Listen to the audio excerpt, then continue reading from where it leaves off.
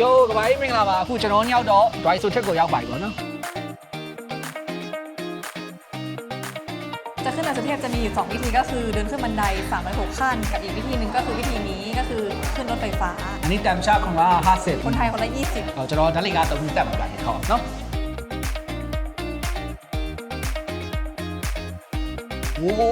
ကျွန်တော်ကဘာကြီးကိုကျွန်တော်ပြပြယူလက်လာလေးတစ်ခုရှိရတယ်ခဏလေး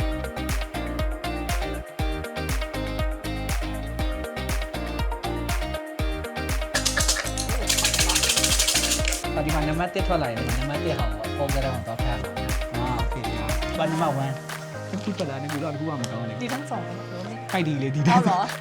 မကောင်းတာဆိုရင်ねသွားပြန်ထည့်လိုက်တဲ့ကောင်းတာဆိုရင်အိမ်ပါလို့ရတယ်အဲနင့်မတူပြောလဲဆိုဘူးမှမပြောဘူးအဲ့လုံတယ်ဟယ်လိုခေါင်းလောင်းလေးလူဘို့ဝယ်လာပြီးတော့ချိန်မနေအောင်မသိဘူးဖြစ်ဒီစုတောင်းမိုက်တယ်လားခေါင်းလောင်းရဲ့ဆဲရဲနံလေးလိုမျိုးပဲဆိုတော့ကိုယ့်ရဲ့နာမည်ရလို့ popular ဖြစ်ပါစေခိုင်းနေတောင်းနေစုကမိုက်တယ်နော်